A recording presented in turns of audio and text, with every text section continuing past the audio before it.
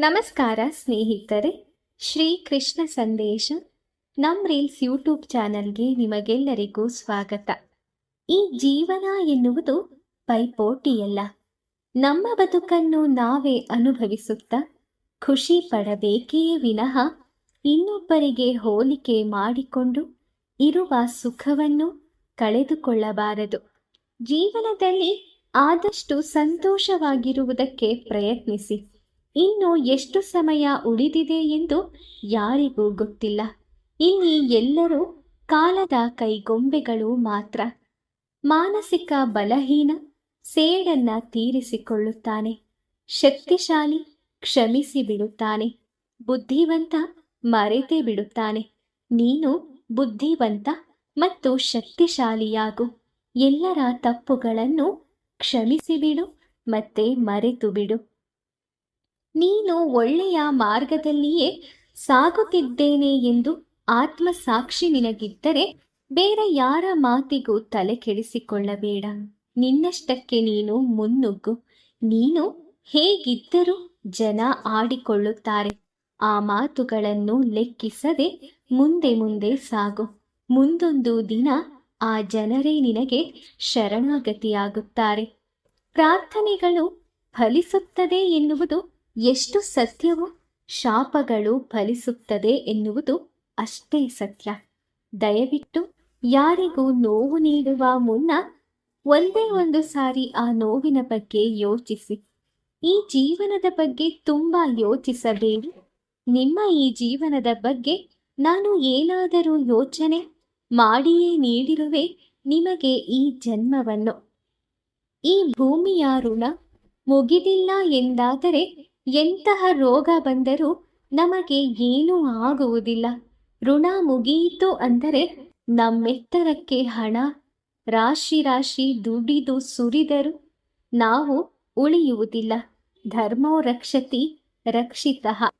ಓದುವುದನ್ನು ಬರೆಯುವುದನ್ನು ಕಲಿಯುವುದು ವಿದ್ಯಾಭ್ಯಾಸವಲ್ಲ, ವಿನಯವನ್ನು ವಿವೇಕವನ್ನು ಕಲಿಸುವುದೇ ನಿಜವಾದ ವಿದ್ಯಾಭ್ಯಾಸ.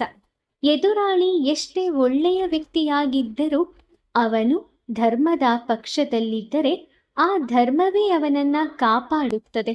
ಒಂದು ವೇಳೆ ಅವನು ಅಧರ್ಮದ ಪಕ್ಷದಲ್ಲಿದ್ದರೆ ಅವನನ್ನು ಸೋಲಿಸಲೇಬೇಕು. ಇಲ್ಲದಿದ್ದರೆ ಧರ್ಮ ಸೋಲುತ್ತದೆ, ಅಧರ್ಮ ಗೆಲ್ಲುತ್ತದೆ. ನಿಮ್ಮಲ್ಲಿರುವುದನ್ನು ಕೊಟ್ಟು ನೋಡಿ. ನಿಮ್ಮಂಥ ಶ್ರೇಷ್ಠ ವ್ಯಕ್ತಿಯೇ ಯಾರೂ ಇಲ್ಲ. ಕೊಟ್ಟಿರುವುದನ್ನ ಕೇಳಿ ನೋಡಿ. ನಿಮ್ಮಂಥ ದುಷ್ಟ ವ್ಯಕ್ತಿಯೇ ಯಾರೂ ಇರುವುದಿಲ್ಲ. ಇದು ಇವತ್ತಿನ ವಾಸ್ತವವಾಗಿದೆ. ಇನ್ನೊಬ್ಬರ ತುಳಿತಕ್ಕೆ ಸಿಗದೆ ಆಡಿಕೊಳ್ಳುವವರ ಬಾಯಿಗೆ ತುತ್ತಾಗದೆ ಯಾರೂ ಬೆಳೆದಿಲ್ಲ. ಮನುಷ್ಯ ಒಳ್ಳೆಯವನಾಗಿದ್ದರೂ ಮಾತನಾಡುತ್ತಾರೆ, ಕೆಟ್ಟವನಾಗಿದ್ದರೂ ಮಾತನಾಡುತ್ತಾರೆ. ಎಲ್ಲರೂ ಎಲ್ಲರಿಗೂ ಒಳ್ಳೆಯವರಾಗಲು ಹೇಗೆ ಸಾಧ್ಯ?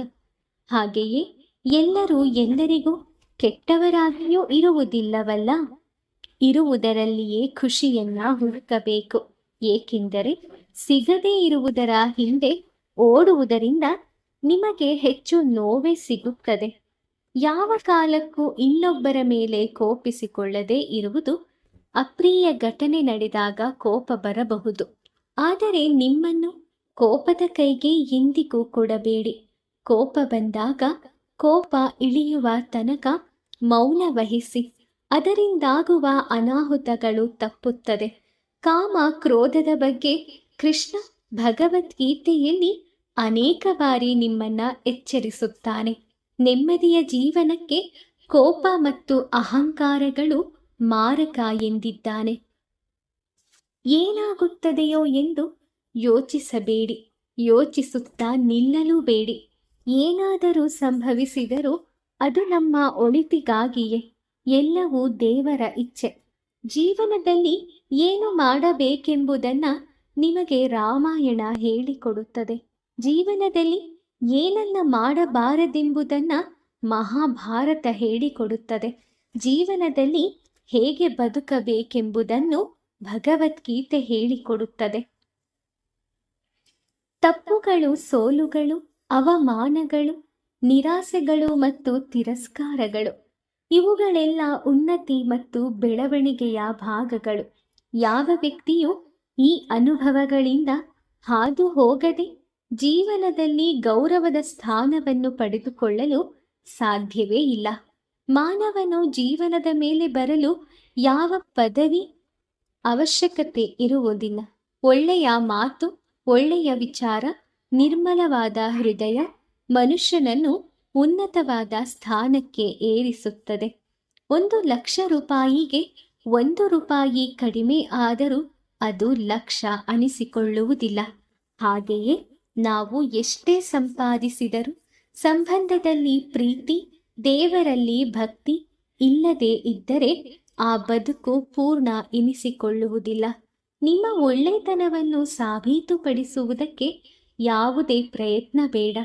ನಿಮ್ಮ ವ್ಯಕ್ತಿತ್ವವು ವಿಶೇಷವಾಗಿದ್ದರೆ ಆ ಸಮಯವೇ ನಿಮ್ಮನ್ನು ಯೋಗ್ಯರನ್ನಾಗಿಸುತ್ತದೆ.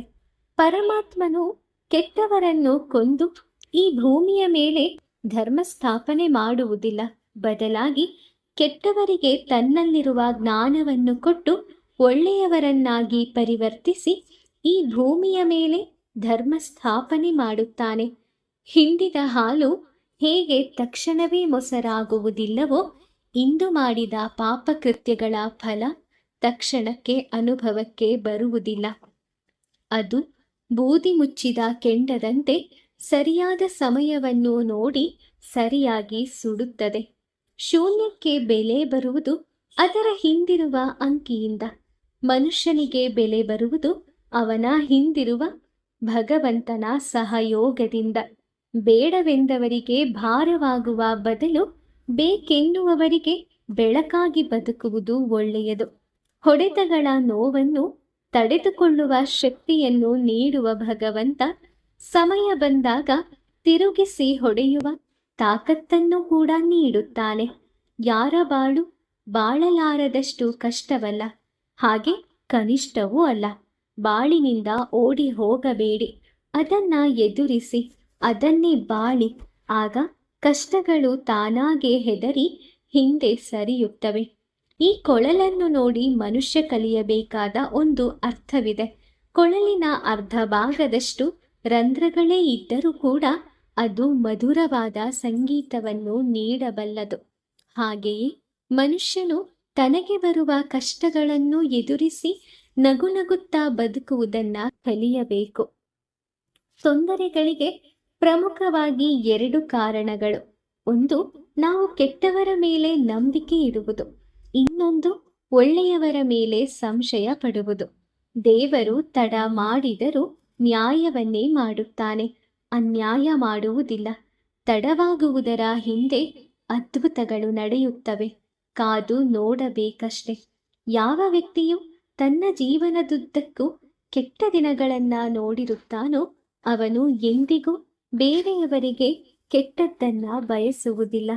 ಸತ್ಯದ ದಾರಿ ಹಿಡಿದವರು ಜೀವನದುದ್ದಕ್ಕೂ ಕೊಂಚ ನೋವು ಅನುಭವಿಸಿದರೂ ಕೂಡ ಕೊನೆ ಘಳಿಗೆಯಲ್ಲಿ ನೆಮ್ಮದಿಯ ಜೀವನ ನಡೆಸಿ ಮುಕ್ತಿಗೆ ಪಾತ್ರರಾಗುತ್ತಾರೆ.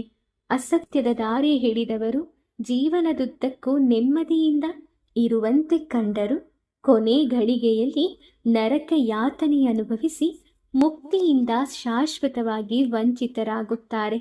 ಹೀಗೆ ಕಾಲ ಯಾವತ್ತೂ ಕೂಡ ಒಂದೇ ರೀತಿಯಾಗಿರುವುದಿಲ್ಲ. ಇವತ್ತು ಸೋತವರು ನಾಳೆ ಗೆದ್ದೇ ಗೆಲ್ಲುತ್ತಾರೆ, ಗೆಲ್ಲಲೇಬೇಕು. ಅದೇ ಧರ್ಮ. ಸ್ನೇಹಿತರೆ, ಈ ವಿಶೇಷ ಸಂದೇಶಗಳು ನಿಮಗೆ ಇಷ್ಟ ಆಗಿದೆ ಅಂತ ನಾನು ಅಂದ್ಕೊಳ್ತೀನಿ. ವಿಡಿಯೋ ಇಷ್ಟ ಆಗಿದ್ರೆ ಲೈಕ್ ಮಾಡಿ, ಶೇರ್ ಮಾಡಿ, ಹಾಗೆ ನಿಮ್ಮ ಅನಿಸಿಕೆಗಳನ್ನು ಕೂಡ ಕಮೆಂಟ್ ಮಾಡಿ. ಇದೇ ರೀತಿಯ ಉತ್ತಮ ಭಗವದ್ಗೀತೆಯ ಕೃಷ್ಣ ಪರಮಾತ್ಮನ ಸ್ಫೂರ್ತಿದಾಯಕ ಸಂದೇಶಗಳನ್ನು ನೀವು ತಿಳ್ಕೋಬೇಕು ಅಂದರೆ ನಮ್ರೀಲ್ಸ್ ಯೂಟ್ಯೂಬ್ ಚಾನಲ್ಗೆ ಸಬ್ಸ್ಕ್ರೈಬ್ ಮಾಡ್ಕೊಳ್ಳಿ. ಮುಂದಿನ ವಿಡಿಯೋದಲ್ಲಿ ಮತ್ತೆ ನಾನು ನಿಮ್ಮನ್ನು ಭೇಟಿ ಮಾಡ್ತೀನಿ. ಓಂ ಶ್ರೀ ಕೃಷ್ಣಾಯ ನಮಃ. ಆ ಕೃಷ್ಣ ಪರಮಾತ್ಮ ನಿಮ್ಮೆಲ್ಲರಿಗೂ ಒಳ್ಳೆಯದನ್ನು ಮಾಡಲಿ. ಧನ್ಯವಾದಗಳು.